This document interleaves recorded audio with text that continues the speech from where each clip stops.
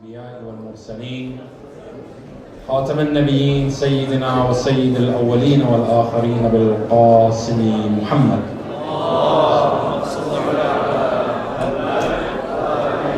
وعلى أهل بيته الطيبين الطاهرين المعصومين المنتخبين المنتجبين المظلومين الذين أذهب الله عنهم الرجس وطهرهم تطهيرا.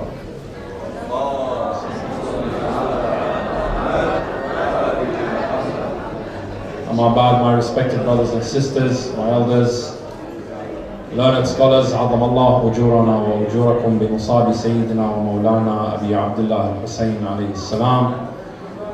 We ask Allah subhanahu wa ta'ala to hasten the reappearance of the awaited Imam, Sahib al-Asr wal-Amr. And we ask Allah subhanahu wa ta'ala to make us of those who seek the thar, the vengeance of Abu Abdullah Hussein alayhi salam. To that end, we say, Ilahi al-Haqqi Ameen, and we send a salawat ala Muhammadin wa ali Muhammad. Allahumma salli ala Muhammad wa ali Muhammad. Many of us have come and gone from the majalis of Muharram, the majalis of the Ahlul Bayt alayhim salamullah,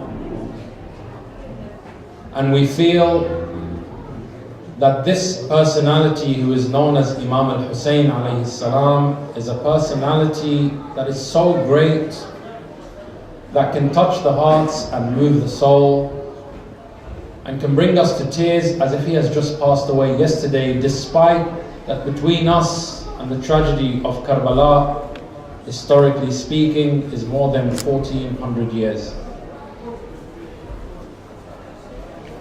But yet when we try to explain the concept of Abu Abdullah Hussein alayhi salam to our friends, to our colleagues, to the wider community, be it a Muslim community that is not adhering to the school of the Ahlul Bayt, or be it a non-Muslim community, sometimes we are hard pressed to convince people as to why they should still come and mourn for a person who no one has seen. And no one has heard his words from him directly, nor have we met any of his relatives or encountered any of those who survived the tragedy of Karbala. But yet, despite not being able to convince people, we ourselves are convinced of the greatness of Imam al-Hussein alayhi salam. The reason why we cannot convince people is not that we lack an understanding of Imam al-Hussein alayhi salam, because we have grown with this narrative, generation after generation. There are those of us in this gathering who know firsthand what it means to be oppressed for knowing who is Imam al-Hussein alayhi salam. There are those who have been discriminated against for loving Imam al-Hussein alayhi salam. And the fact that we still hold on to Imam al-Hussein alayhi salam and we still commemorate his martyrdom is not something that we are being rewarded for right now. Yes, we are hopeful for the reward to come in the hereafter. However, we do not come here because of a reward. You see, sometimes when someone is being oppressed or someone goes through hardship, they say, I'm going to endure because I know there is something to come, there is something of a benefit. For the Shia of the Ahlul Bayt, speaking in a worldly affair, there is not much in the monetary value, there is not something in the materialistic value that we attain from mourning Abu Abdullah Hussein alayhi salam. Yes, we attain the spirituality, we attain the hopes of his shafa'ah in the akhirah inshallah, but in the world, some people may think it is best that we leave Imam al-Hussein alayhi salam.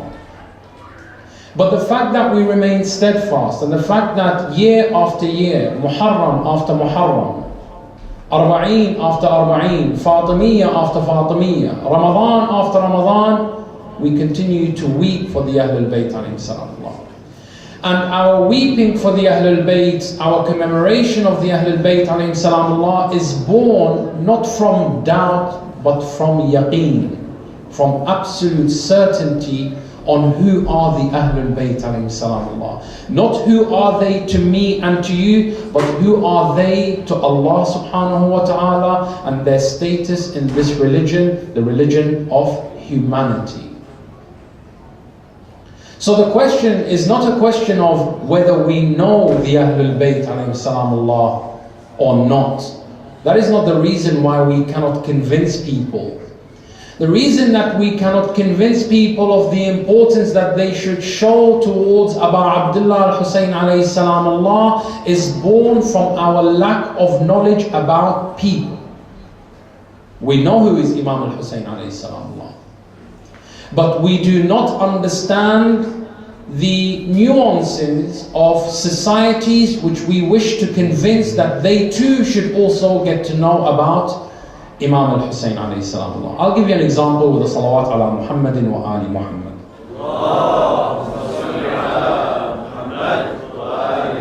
As an individual who owns an iPhone, I know exactly what are the benefits of the iPhone. I know its pros, I know its cons.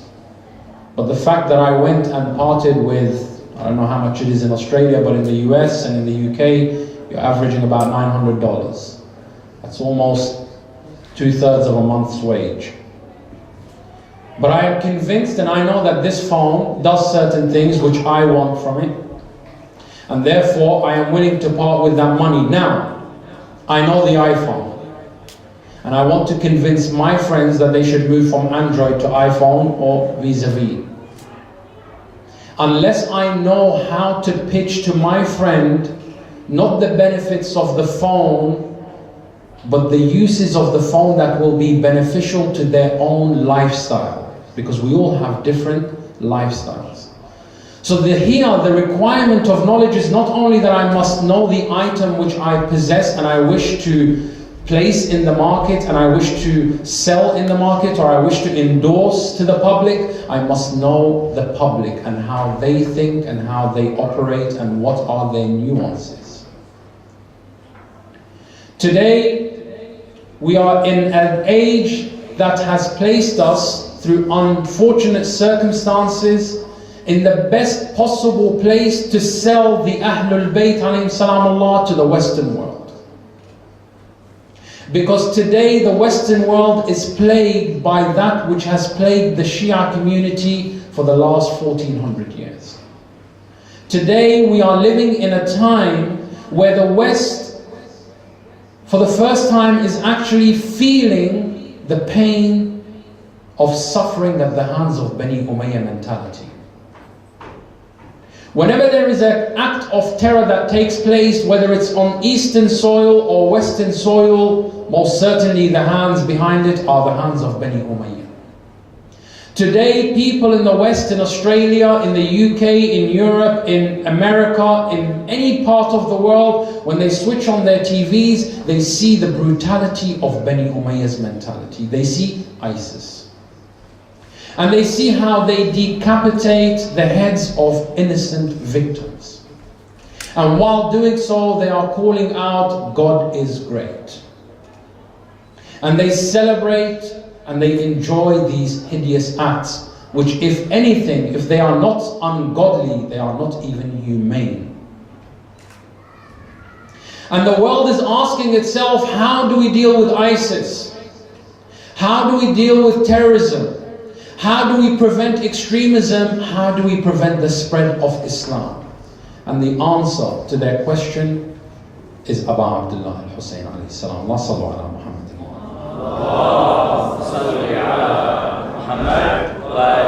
Because their 9/11 has been our 24/7.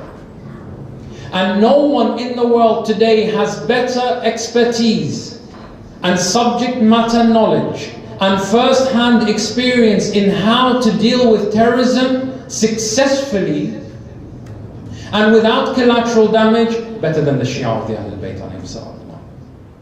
For we have suffered at the hands of extremists who claim to be Muslim. When you look at our history, it is not just the Ahlul Bayt alayhim salamullah who were brutally massacred by the children of Umayyah. No. When you look into the history of the Shia of the Ahlul Bayt, you will find from Malik ibn Nuwayra, a noble and notable companion of Rasulullah Muhammad sallallahu alayhi wa alihi wasallam, you will find that even at old age he was killed and his wife was raped on the same night as he and his tribesmen were killed. But if someone sees you and comes and asks you what's wrong, that's what we call in the sales world a warm sale. That means they are already interested. They asked you, they care about you, they want to know what's the matter with you. And then all of a sudden you tell them, I am mourning the death of Imam al-Hussein. Who is this Imam al-Hussein? He's a personality that died in the 61st year in Hijrah. That's 1,326 years I'd give.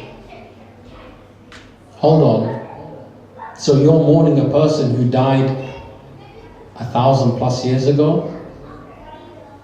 Can I check your temperature? Are you feeling alright? You see, now you can sell Imam al-Hussein alayhi salamullah to these people. You can sell that ideology, that I am impacted by this person despite never having seen him, because Hussein for me is not a person, Hussein for me is a personality. Hussein for me is not an individual, but he is a multiplicity of values. Hussein for me is not a character, he is a character of conduct. Hussein for me is not a way of life, he is my life. And when you read Ziyarat Ashura, this philosophy is explained in such a beautiful way if you just contemplate on the wordings. Ziyarat Ashura, we begin by giving our salutations to the Ahlul Bayt, Rasulullah, right through Abu Abdullah Hussein alayhi salamullah. And then we come to a point where we say, I thank Allah who has honored you, O Abu Abdullah, and honored me through knowing you. So knowing Imam Hussein itself is an honor. Akramani bima'rifatik. It is Allah's generosity upon me that I am dignified through knowing who is Imam al-Hussein alayhi salam. Once we say that first portion, then we say, and I ask Allah to grant me, to complete His favor upon me, to grant me the opportunity to avenge you, O Abu Abdullah Hussein. Talabi tha'rik, your revenge. And then it continues to talk about disassociating from the enemies of the Ahlul Bayt and associating myself with the friends and companions and the lovers and the muwahibbeen of the Ahlul Bayt. And then again comes this idea, so I thank Allah who honored you, O Abu Abdullah, and honored me through you, that He gives me the opportunity to do what? To take my revenge. Talab al-Tha'ri. We went from Talab al-Tha'rik to Talab al-Tha'ri. Your revenge to my revenge. What happens here is that you are not born a Shia. You become a Shia through Ma'rifah of the Ahlul Bayt. You recognize Imam al-Hussein and you recognize that he is a person who has a revenge that wants to be taken. But when you learn more about Imam Hussein alayhi salamullah, and he becomes your life, he becomes your lifestyle, he becomes your code of conduct, he becomes your characteristics, he becomes your akhlaq, he becomes your adab, then you yourself become a Hussein in your community. So it's no longer a difference between Imam al-Hussein and me. The thar of Imam al-Hussein is my thar. وأسأل الله أن يرزقني طلب الثأر مع إمام ظاهر ناطق بالحق. Read Ziyarat Ashura and pay close attention to the wordings. When we are able to do this, it doesn't matter to me anymore if I have makeup on or if I have a beard that's well kempt, because Hussein is me and I am Hussein. And this is the beauty of what Rasulullah meant when he said, Husaynun minni wa ana min Husayn. You do not just simply mourn Imam Hussein, you become a part of his message and he becomes a part of your life. And when you can do this, then people will say, you know what? Hey, Haydar, Karar, Zahra, Zainab, let me tell you something. I've noticed something here. You're different to the other Muslims that I know. Oh really? How's that? I don't know. You're not so angry all the time. You're not trying to convert me all the time. You're not trying to tell me I'm going to hell all the time. And that's when you tell them, because I have something they don't have. My name was not given to me just like that. My name was given my parents, or by my parents, in order that I may live up to the person who owns this name. There is a lady called Fatima Zahra who used to pray for 7 neighbors before she prayed for her own kids. When my mother called me Zahra, she wanted me to care for society before I cared for myself. When my father called me Ali, because there was a person by the name of Ali ibn Abi Talib alayhi salam, that his back was bruised because he would carry sacks of rice and grain to deliver it in the middle of the night to the orphan, the poor, the widow, the destitute, and everybody else. And my father looked at me and said, if this is my son, I want him to grow up in a way that he too will suffer the burdens of serving society. When my father called me Hussein, it's because there was a person who stood on the plains of Karbala outnumbered by 35,000, while his company was only made of 72 young men and elderly men.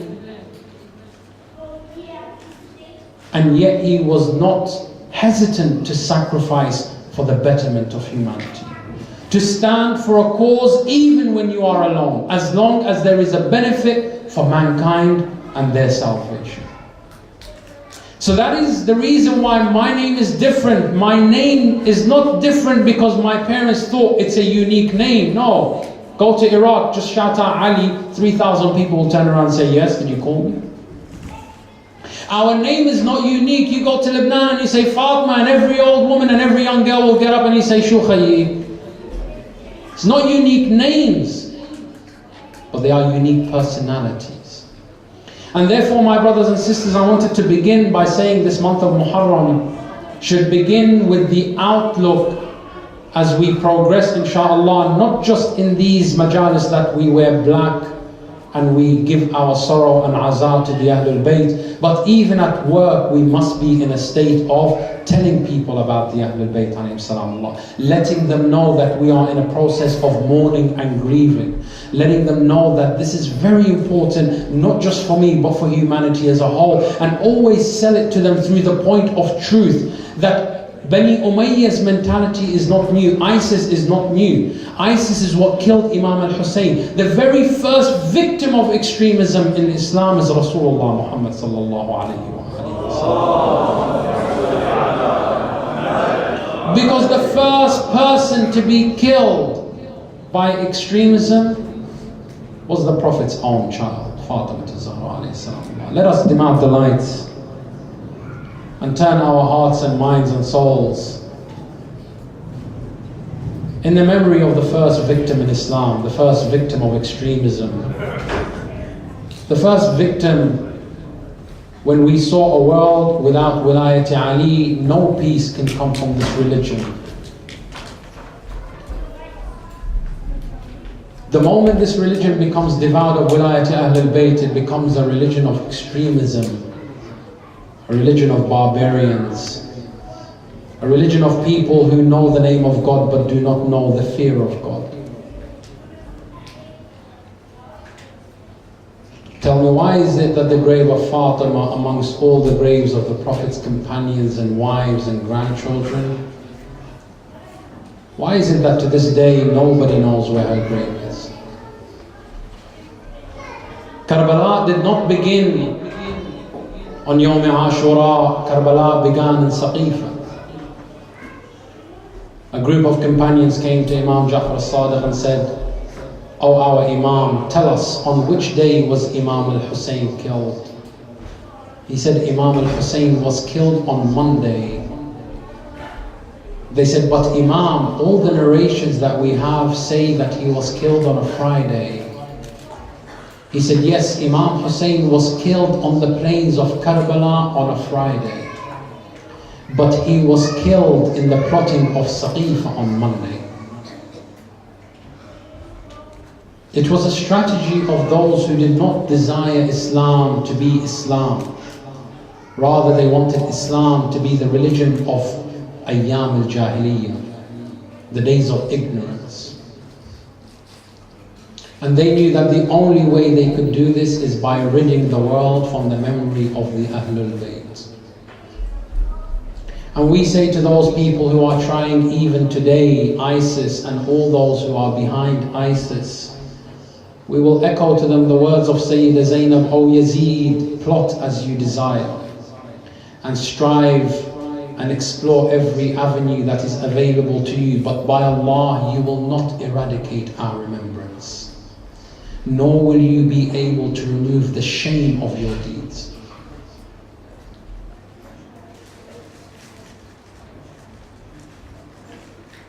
When they wanted to rid the world of dhikr of the Ahlul Bayt, they wanted to prevent the generation of Rasulullah from existing, so they attacked the first person related to him.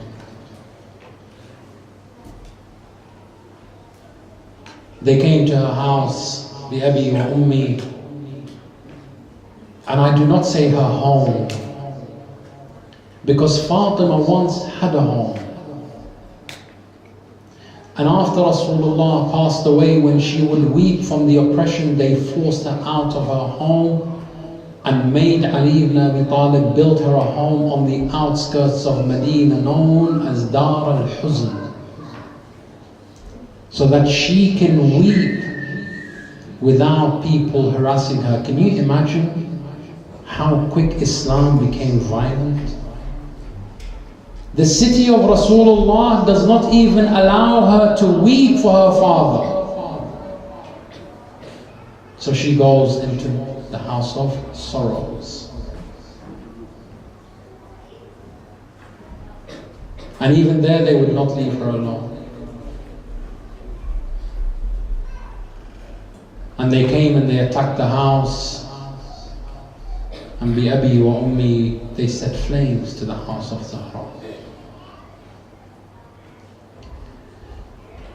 And when they attacked the door, Fatima alayhi salam, always cautious of her duty towards her Lord, always cautious of her hijab. She did not care what people think. She did not care if her life would end. She wanted to preserve this hijab, which she understood very well. Bi abi wa ummi, she ran behind the door. And when they felt that she was behind the door, they began to push and kick against the door until the nail penetrated the ribs of Fatima az-Zahra. Bi abi wa ummi.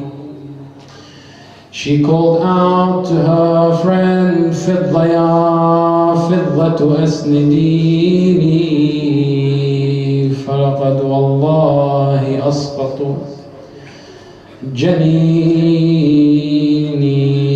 Oh Fidda, come and help me stand up, for they have caused me to miscarry my child. The narrations say that not anyone aside from Fidda and Sayyida Zainab was aware of the wounds of Fatima az-Zahra. They had taken Ali ibn Abi Talib alayhi salam Allah out of the house, and Imam Hassan and Hussein had followed him. Then Fatima az-Zahra got up, knowing that she was injured. She looked at Fidda alayhi salam, she looked at Zainab alayhi salam. She said, Oh Fidda, oh Zainab, when Ali ibn Abi Talib returns to the home, when Hassan and Hussein return to the home, do not inform them of my injuries. How compassionate is the heart of Zahra. They said to her, why, oh Fatima, why should we not tell them about your injuries? She said, because they are already carrying the burden of oppression that is being sent against them. I do not want to aggravate their hearts with any more sorrow. I do not want to make them feel so oppressed. So Fatima bi Abi wa Ummi remained a week, wounded, tending to her own wounds until there came the day when she knew that her life will soon expire on this world. So she began to prepare Imam al-Hassan and Imam al-Hussein alayhi salam. How old were they? The narrations say Imam al-Hassan was 7 years old, Imam al-Hussein was 5 years old, and Zainab alayhi salam bi Abi wa Ummi was only 4 years old. Fatima Zahra used to go to the grave of Rasulullah every day with Imam al-Hassan and al-Hussein. On this particular day, she began to prepare them, and they noticed that she herself was not preparing to leave. Imam al-Hussein looked at his mother. He said, Mother Fatima, are you not coming with us today? She said, no, my child. Go, and insha'Allah, if I am capable, I shall follow you. I have some things to tend to. They went towards the grave of Rasulullah. The narrations say that the people of Medina heard Imam al-Hassan and Imam al-Hussein conversing.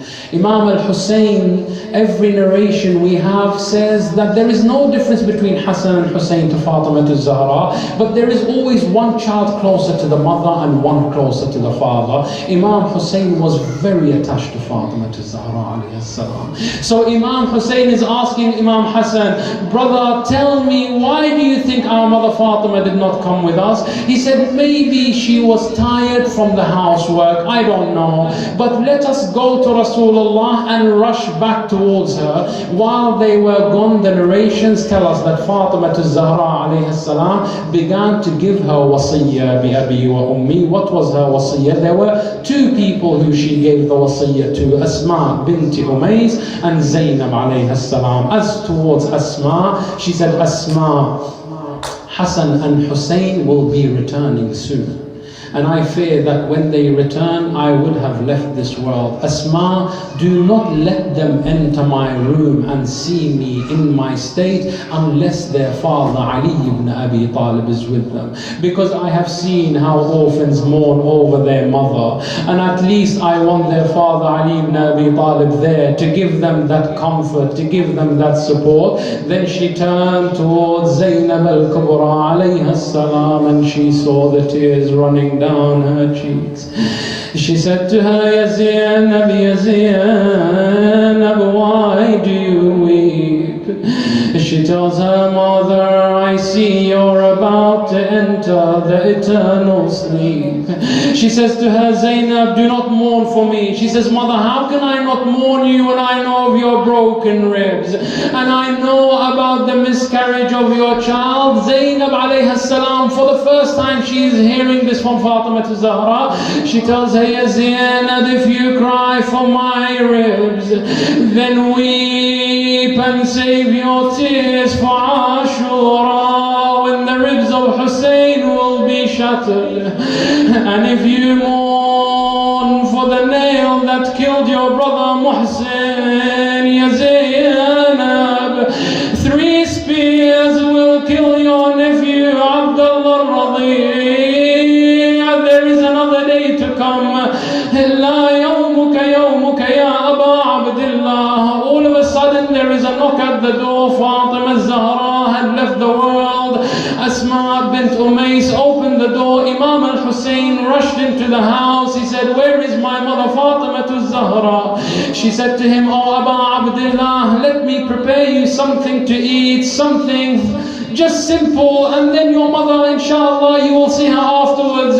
Imam al-Hussein said, Asma, when have you ever known that Hussein eats without Fatima to Zahra? Let me go in and see my mother, oh Asma. She said to him, oh Aba Abdullah, I fear that if you go into the room, you will disturb Fatima. He said, Asma, do you not know that Fatima never knows how to rest until Hussein is with her? We are inseparable, oh Asma. You are worrying my heart with these attempts to stop me from seeing my mother Fatima. The narration says that they rushed in Al-Imam al-Hassan and Al-Imam al-Hussein. They saw their mother Fatima laying down on her bed. Imam al-Hassan sat next her head, Aba Abdullah, by her feet. Assalamu alayki ya Ummah ya Fatima. But there was no response from Sayyidatu Nisa'il Alameen. Yet again Aba Abdullah said, Assalamu alayki ya Ummah. Again there is no response. Imam Hassan removed the blanket from the face of Fatima. Ajrakum ala Allah. He fell on the chest of Fatima calling out, Akhi Aba Abdullah, Azam Allahu laka al-ajr. They say Aba Abdullah began to kiss the feet of Fatima al-Zahra. All of a sudden Amir al-Mu'mineen came in. He saw Imam Hassan and Hussein in the state that they were in. The narrations say that they were trying to remove them from Fatima al-Zahra. Then Imam Ali said, leave them, for after she is buried, they will never see her again.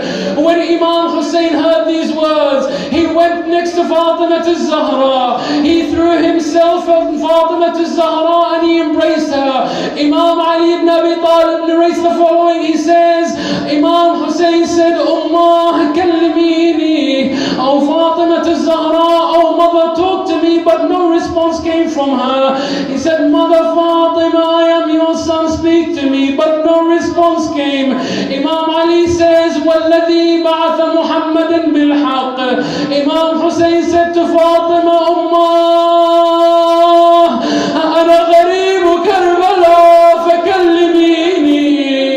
Ummah, أَنَا الْعَطْشَانِ فَأُجِيبِيني.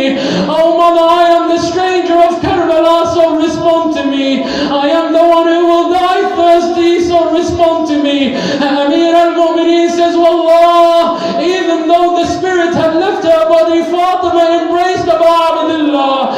Then I heard Jibreel call, Ya Ali, remove Imam Hussein from Fatima, for Allah, he has broken the heart of Rasulullah. Ajrakum ala Allah, Yawm Ashura. The love of Imam al-Hussein for Fatima never withered, never died. On the day of Ashura, when Abu Abdullah al-Hussein was ready to leave, for the final time he was getting onto the horse. As he left, he heard the cry of Zainab alayhi salam, Mahlan, Mahlan, ibn Zahra.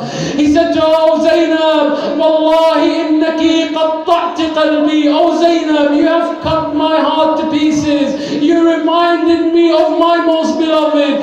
Zainab, tell me, why did you mention the name of Zahra in this difficult time? She said, Abu Abdullah, get off your horse. I have something that I must tell you. I have something I must give to you. Imam Hussein said to her, Zainab, what is it? What could you give me now when I am leaving and there is nothing that I can take with me? She said, Abu Abdullah, let me just get this one thing from you. He said, I am for you, O Zainab. She said, Abu Abdullah, remove your armor and expose your neck and chest to me. He said to her, why, O Zainab, you are asking me something strange here. She approached Abu Abdullah, Ajrakum ala Allah. She took the smell from the fragrance of Abu Abdullah. She smelled the fragrance of his neck. She kissed his chest. Then she turned her face towards Medina to Rasulullah with her hands raised. She said, Assalamu alayki ya Fatima al-Zahra. Ummah, qad waddaytu al-risala. Oh mother, I have delivered your message and the amana has been delivered. Abu Abdullah said to her, Zainab, what message and what amana?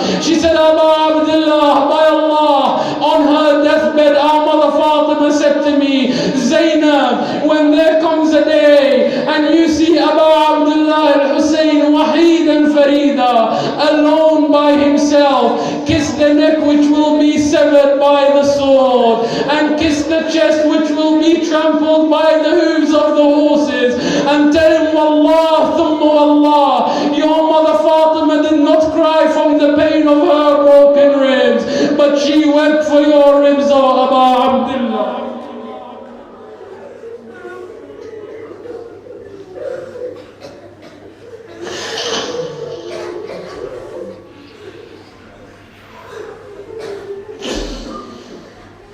لا حول ولا قوة إلا بالله العلي العظيم. إنا لله وإنا إليه راجعون.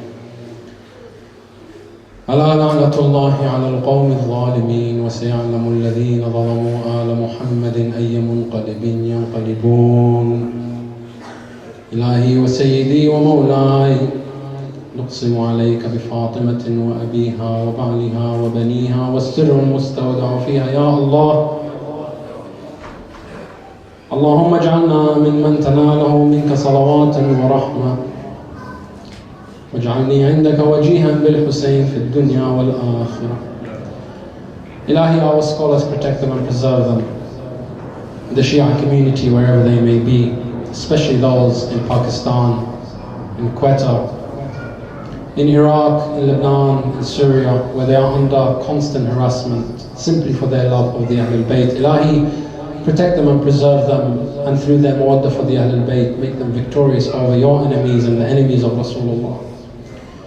Ilahi, we complain to you about the absence of our Imam. It grieves us that we are able to see the Shia community, but we are not able to see the Shia leader. O Allah, on this night, when he is weeping and his heart is wounded, we do not know if he weeps alone for Abu Abdullah or if he weeps in a congregation, but we ask you, Ya Allah, to send him our salam and to let him know that our hearts and souls are with him on a night such as this. And that the only thing that can heal the hearts of the Shias after the tragedy of Karbala is the revenge of Karbala. فَعَجِّلْ لِوَلِيِّكَ الْفَرَجْ يَا أَرْحَمَ الرَّاحِمِينَ. Ilahi, our marhumin, if there is any sins which you have not yet forgiven them for, we ask you by the shafa of Abu Abdullah and Hussein alayhi salam, Allah, forgive them their sins. Our youth, protect them and preserve them. Ilahi, take away our lives before you take away the wilayah of Ali ibn Abi Talib alayhi salam, Allah, from our hearts. Ilahi al-haqq ya ameen. Innaka ala kulli shay'in qadir. Let us conclude with the salawat ala Muhammadin wa ali Muhammad before it, or rather Surah al-Mubarakat al-Fatiha for our marhumin and your marhumin, and the marhumin of the mu'mineen and the mu'minat, but specifically the volunteers and those who have made this majlis possible. Before it, the loudest of the salawat ala Muhammadin wa ali Muhammad.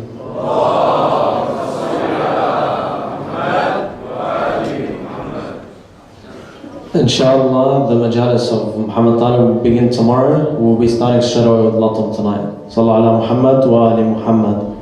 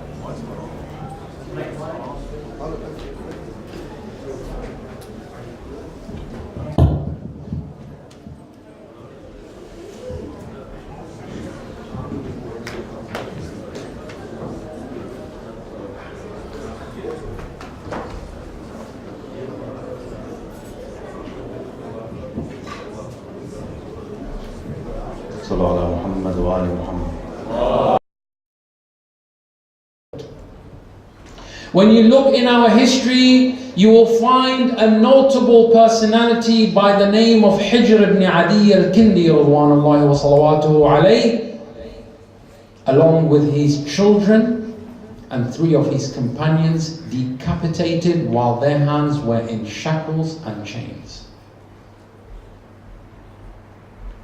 You will find Maytham al-Tammar alayhi afdal as-salatu was-salam, an individual who did absolutely no harm to any individual, crucified on a tree, his limbs amputated, his stomach torn open while he's still alive, and his intestines pulled out to increase his pain. And as if that were not enough, they cut off his tongue and forced it down his throat to suffocate him. Have you ever heard of an individual that drowned in their own blood? Maythan al-Tammar. Read up on it. When you look into our history, you will find Zayd al-Shaheed killed, his body placed in the public market, stripped bare naked of all his clothes, 4 years.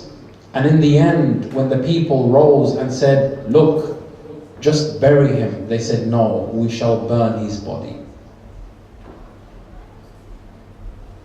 Yes, the Western world may find ISIS to be disgusting, and they may find it to be threatening, and they may find it as a new threat.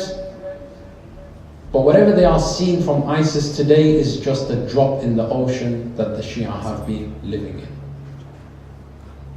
And there is no personality in the history of mankind that prevented the spread of that cancer into a gathering such as this, other than the dhikr of Abu Abdullah Hussein alayhi afdal salatu wassalam. Sallu ala Muhammadin wa alihi.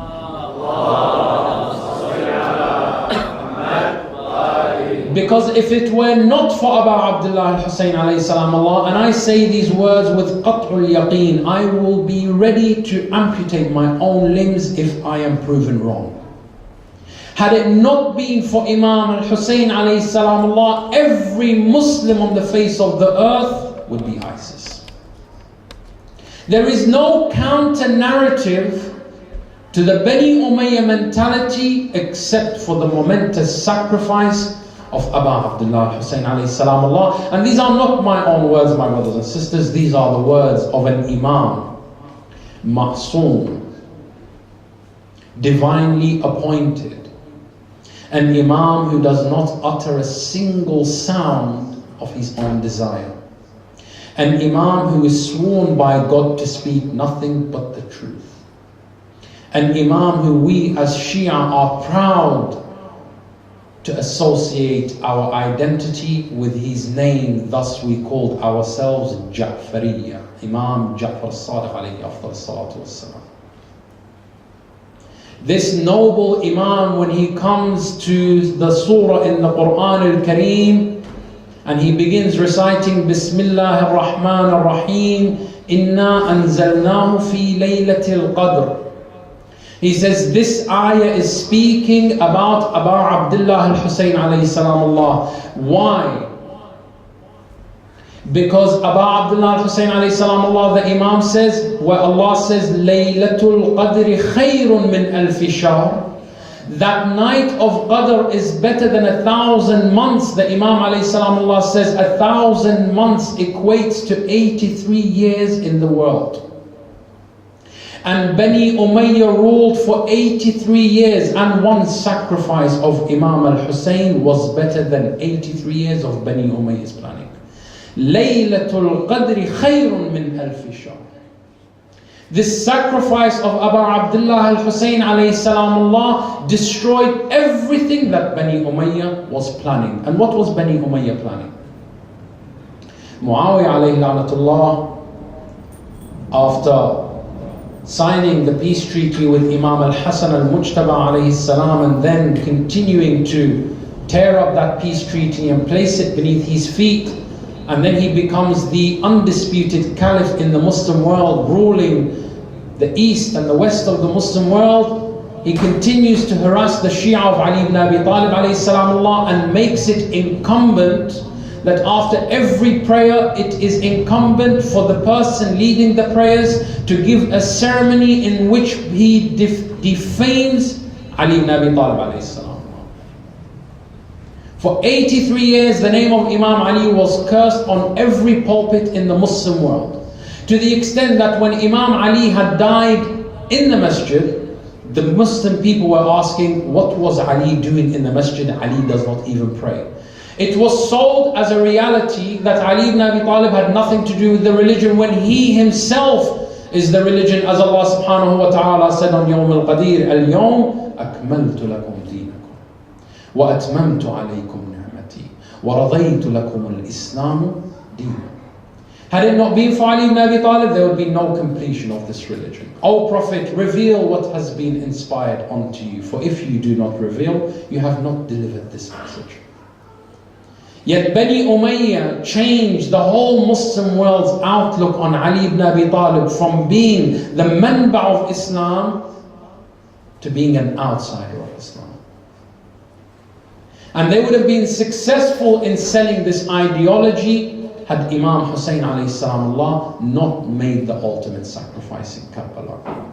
And that is why the Imam alayhi salam says, if this religion will not stand firm, my brothers and sisters, listen to the words of the Imam. Yastaqim. Stand firm, which means Imam Hussein pictured Islam as a wounded individual.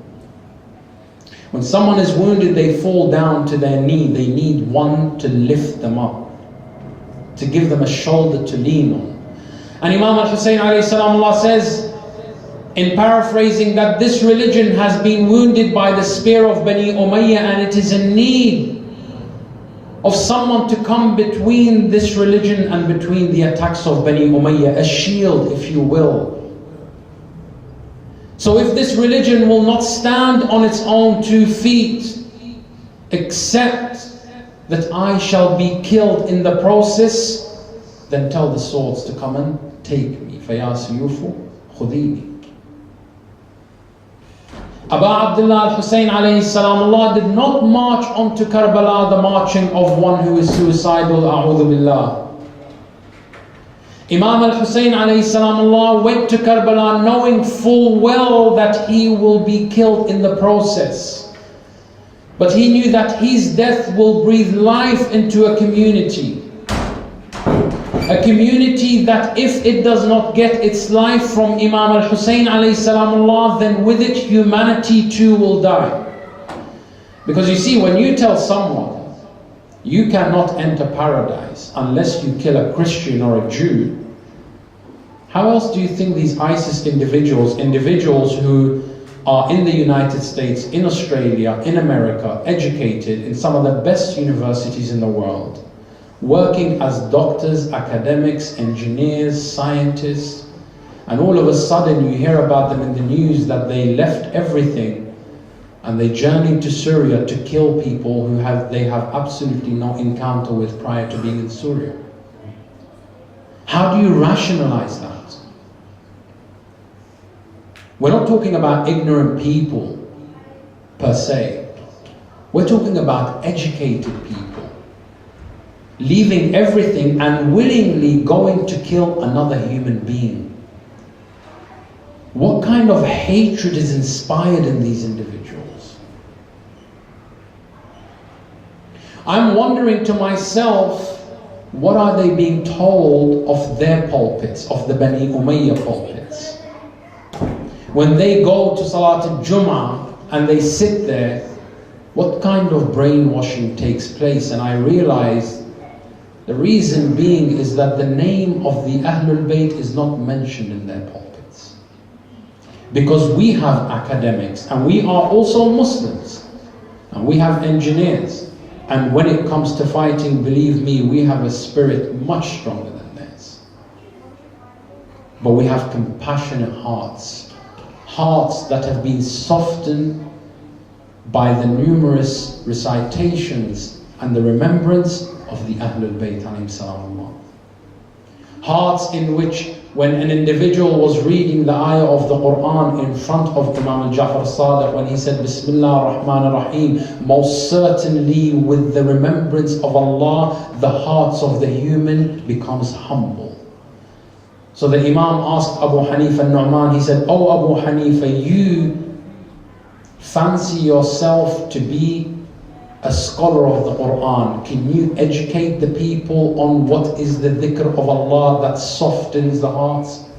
He said, "It is salah." He said, "No, the killers of Hussein prayed." "It is siyam." "No, they also fasted." "It is the recital of the Quran." "No, they recited the Quran." In fact, Umar bin Sa'd la'natullah alayhi was the #1 scholar in Kufa when it came to tafsir al-Quran. So tell us, O Abu Hanifa, what is the dhikr of Allah that brings itmi'nan, humbleness to the hearts, certainty to the hearts? He said, "I do not know." The Imam alayhi salam Allah pointed to himself, he said, نَحْنُ أَهْلُ الْبَيْتِ ذِكْرُ اللَّهِ الَّذِي تَطْمَئِنَّ بِهِ الْقُلُوبِ. We, the Ahlul Bayt, are that remembrance of Allah. When people hear our stories, their hearts become certain. Our hearts are softened by Abu Abdullah al-Hussein alayhi salam Allah's tragic demise, tragic martyrdom. The only way that we can tell the people in the West as to the importance of why they must come to the majalis of the Imam is because the Imam is the only way that we will defeat this ISIS. That Abu Abdullah al-Hussein alayhi salam Allah, the one who truly understands and comprehends and sits in his majlis and walks away knowing who is Al-Hussein alayhi salam Allah, that individual will not hurt a fly. That individual will never usurp the rights of another individual. That individual will always be thinking about the affairs of the orphans because they know what happened to the orphans of Imam Al-Hussein alayhi salam. And therefore we are now at a crossroad where we can choose to remain silent and keep these majalis within these four walls and walk away feeling that we have done our duty towards Abu Abdullah al-Hussein. Or we can be empowered and say, no, Imam al-Hussein alayhi salam Allah is so great and magnificent that I need to go out and educate the people on who is Imam al-Hussein alayhi salam. Do not let one Muharram pass you by without telling an individual about Imam al-Hussein. It is a divine obligation upon us that when we come to know who is Ahlul Bayt, we must also let others know who are the Ahlul Bayt. Because you see, people only fear what they do not know. And unfortunately today, if someone were to go by and hear that there is a majlis taking place, they would think that we are the same people from ISIS. That we are like the other Muslims who go around angry, always hating society, talking about Sharia law this, Sharia law that, Sharia law whatever. I'll give you a beautiful example with the salawat ala Muhammadin wa ali Muhammad. Recently, a mosque in Orlando, you may be familiar with the story. A mosque in Orlando, Florida, where I currently reside, and a Shi'i mosque came under attack because a Wahhabi decided to go into a nightclub and kill everyone, or at least 50 people sadly were murdered that night in cold blood. The people said, we're going to find the nearest mosque and we're going to attack.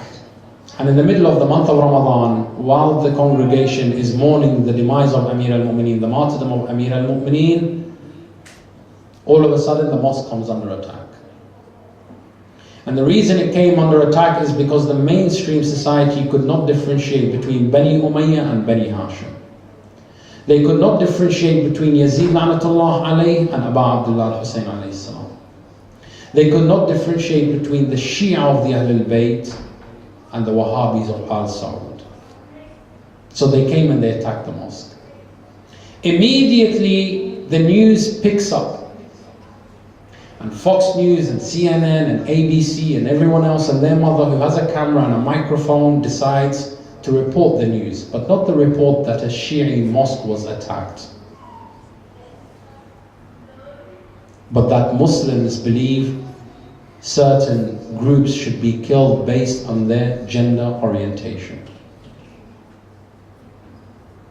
So we went to have a meeting with the director of an ABC channel, one of their local stations. And we sat down and we said, look, thank you very much for your time. We noticed that you misrepresented our center in your 9 o'clock news, and we don't really blame you because the fault is on us. We haven't really been active to make you aware of the difference between the Shia of Ali ibn Abi Talib and the children of Bani Umayyah. And part of that conversation he said, no, but we are afraid of you Muslims, irrelevant whether you are Shi'i, Wahhabi, Sunni, Maliki, Hanafi, we're still afraid of you. Because you Muslims believe that one day you must bring Sharia law and impose it on the land in which you live in. So yes, you Shias might be nice to us today, but eventually you're going to force Sharia law down our throat. I said, clearly you don't understand the Sharia of the Ahlul Bayt then. So we took out a fatwa from Sayyid Sistani, may Allah subhanahu wa ta'ala prolong his life. Sayyid Ali Khamenei, Sayyid Al-Khoui, Quddus Sirra, and all the maraji' which are respected amongst the Shia world. And I showed him every one of them has the same thing across the board. That the Shia of the Ahlul Bayt are expected to do what? To respect the law of the land. So you have no problem with us. We will never try to impose Sharia law because our Sharia law tells us to respect the laws of the land. He said, do you have an example of when your people respected the law of the land? I said, indeed. I have the best example for you of when we respect the law of the land. Our Imam Al Hussein alayhi salam Allah, came to Karbala knowing full well that he will be killed. And knowing full well that this is the place where he was destined to be buried. But when he came to Karbala, he did not say that I am the leader of the Muslim world, I am the grandson of Rasulullah, I am Hujjatullah fil ard, so therefore I will force upon you to bury me in this land. He said, no. He said, call me the owner of this land. And they brought a number of individuals who had a shared interest in this land. He said, how much would you sell this land for me? They said, you are the son of Rasulullah, take what you want from us. He said, no, there are laws. And I'm not here to break laws. I am here to ensure that they are upheld, so long as they do no injustice. They said, this is your land. How much do you want to sell it to me for? They said, X amount. He said, here is your amount that you required. And now I want to gift this land back to you, but on condition that when I die, you bury me. The land is mine and I'm giving it to you to be the caretakers and the maintainers of this land. All I ask in return is that you bury me after I am killed by my opponent. And you ensure that whoever comes as a pilgrim to my shrine, you take care of them. He said, you have an imam who said this? Yes. And you have these laws in your books? Yes. He said, do us a favor, wait a few moments, I'll be back. He goes down, he comes back with a business card. He says, this is a card for one of our reporters. Whenever the Shia of the Ahlul Bayt have a program coming up, please call this reporter. He will come and we will report more about the Shia news than we will report about ISIS, because the world needs to know who is Hussein ibn Ali. Sallallahu alaihi wasallam.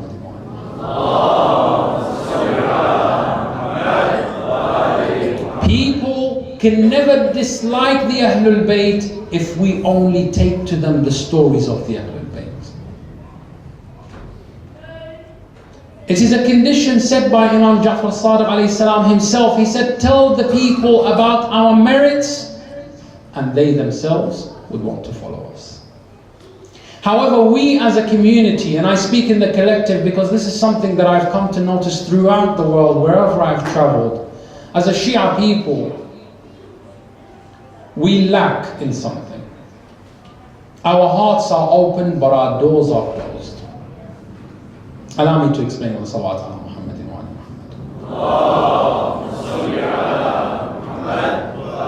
Muhammad. Most of you here, especially the younger generation, will agree with me on this.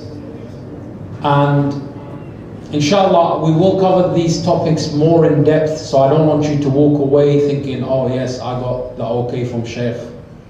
Although I don't really like to be called Sheikh because I don't fancy myself as one. But some people, you know, they would love to put the blame on my shoulders and do wherever else under the sun. I don't give you the authorization, so to speak. I just want you to take what I'm going to say with a pinch of salt, but know that it's a reality, and this is not somehow calling out the community. This is just bringing it to attention, to the front of your mind. And there are reasons as to why this happens, logical reasons, reasons which cannot be disputed, so to speak. But for the most part, if you ask in this day and age, your parents, that you want to marry from a different community, The answer will be a straight no. Lebanese will not give Iraqi, Iraqi will not give Egyptian, Egyptian will not give Iranian, and so on and so forth, and the list goes on. And I can understand if there were ideological differences, but I'm talking about Shias and Shias. I'm talking there was a time when Lebanese people will stay in their own mosques and Shias, Iraqis will stay in their own mosques, and the Iranians would have their own Iranian center, and everyone, every group is just content with their status quo. And that's fine. There's absolutely no harm in that, so to speak. But the problem comes where? The problem is if we are not accustomed to opening our doors to our own fellow Shia brothers and sisters, then how are we going to open the doors to non-Muslims? Yani when a non-Muslim walks in here, is there anyone who's a volunteer that stands at the door and says, hey buddy, listen, this is what's going to happen, any minute now you're going to hear a salawat, don't be scared, we're not blowing anything up, this is not one of those takbirs before suicide bomb goes off. And that's a reality. I invited a friend to a majlis in London, and one person went, Nara Haydari. If you've been to the brothers and sisters from the sub-Indian continent, they have a lot of these Nara Haydaris. And this guy literally screamed with all his heart. He was like, dear God, save me. In the middle of the majlis. It was comical, yet it was sad. And the reason is, and that was a shortcoming from myself, that I did not educate this person that, hey, listen, there's going to be some things which are going to be shouted, but these are all, cultural, whatever you want to call it. Our communities, when we came to the West, the Iraqi community wanted to preserve its Iraqi identity. And the Lebanese community wanted to preserve its Lebanese identity. And that's not a problem. Amir al-Mu'mineen says, sometimes the preservation of culture is good when it complements religion. So please don't walk away thinking that I am in disagreement. I'm actually one of the most cultural people you'll ever come across. I'm very tribal, still sit on the floor and eat. I have a bed, I still sleep on the floor. Right? My friends will testify. I'm a Bedouin. But the idea is, we started to form cultural centers more than we did religious centers. Although they were places where we commemorate the istishhad of the Ahlul Bayt and so on and so forth. But more than anything, they became cultural centers. Centers where someone, you'd ask a youth, hey, you coming to a mosque? Yeah, but I can't go to your one because it's different. How is it different? It's the same Imam Hussein. It's the same Rasulullah, it's the same Ashura, it's the same Karbala. So what is different? What's different is our cultural identities. And the reason why I point this out simply from a tabligh, from a da'wah point of view, when you invite people to the way of the Ahlul Bayt, don't invite them to your culture. Don't bring them to those things which are cultural rituals. Bring them to the message of the Ahlul Bayt. Bring them to the knowledge of the Ahlul Bayt. Because culture may be agreeable to you, but it would not be agreeable to me. The way you do things may not be the same way that everybody wants to do them. And that's why we have so many different cultures in the world. It's the same potato, but some people want to have mashed potatoes and some people want to have chips. But it's the same potato. So don't try to bring people and say, here is Imam Hussein, you have to cry for him by doing latum. Or here is Imam Hussein, and if you don't do qama and zanjir, then you haven't mourned for him properly. And here is Imam Hussein, and if you haven't cried, you haven't learnt anything. Don't do that. Just tell them who is Imam Hussein. What did he stand for? How much did he suffer? How much did he give for humanity? Did you know that you can bring someone to Imam Hussein alayhi salamullah, someone who is compassionate about animal rights? If you truly understand Karbala, you can bring them to Karbala through the concept of animal rights. Why? Imam Hussein alayhi salamullah, when he's thirsty, he comes to the river Euphrates and he looks at Dhul Janah, his horse, and he says to him, Wallah, I am thirsty and you are thirsty, and I shall not drink a drop of this water until you have satisfied your thirst. Can you imagine? You go to the Middle East today, look at how we treat cats and dogs. Imam is thirsty for 3 days. The best of companions and the best of the men in his family were all killed before his very own eyes. And bi abi wa ummi, Imam Hussein alayhi salamullah spent from the dawn of Ashura to Salat al-Dhuhr doing nothing but going back and forth picking up the bodies of his companions and his family. And after all that, some of us in the month of Ramadan decide to sleep all day because we say, oh, the thirst khayya is too strong. And Abu Abdullah is doing all this, and yet he comes to the river and he says, I swear by Allah, I am thirsty, but I will not drink until the horse drinks first. If that is not animal rights, then I don't know what is. So when we look towards Karbala, there is so much in Karbala that is beautiful. From the laws of the land to animal rights, to akhlaq and adab, even when conversing with one's enemies and one who are different to us, we can attain all this from the beauty of Karbala. And in these nights when we are commemorating Imam al-Hussein alayhi salamullah, it is very important that we pay close attention as to how we should become good inviters to the way of the Ahlul Bayt. I'll give you examples of the salawat ala Muhammadin wa ala Muhammad.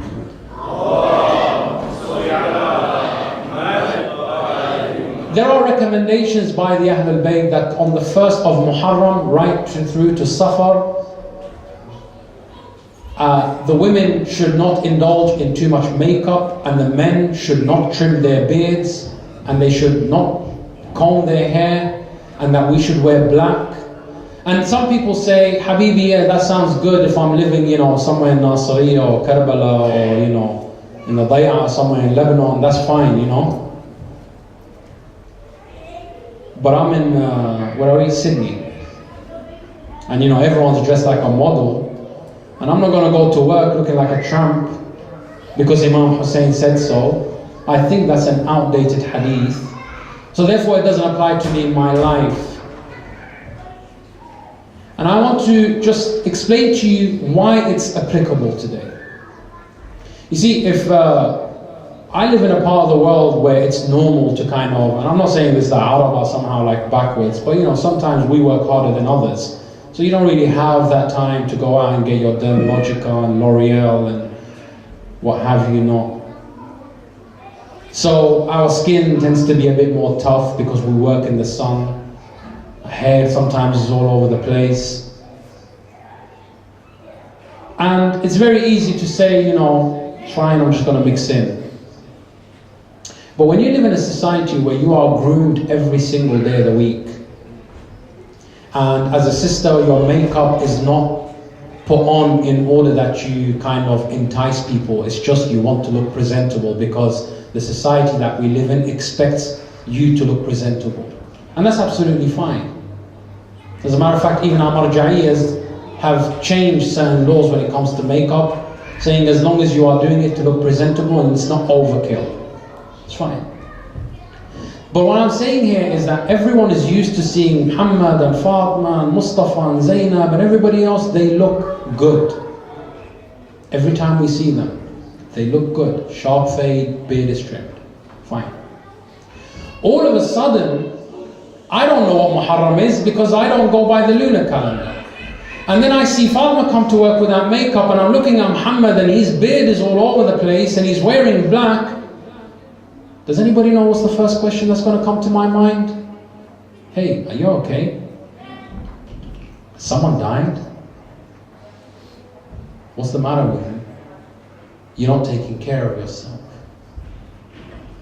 You see, if I came up to you in the middle of the street like a Jehovah's Witness and I said, hey, here is Imam Hussein, this is what happened to him, you're going to be like, thank you mate, but no thank you, I'm busy. Not really got time to think about it.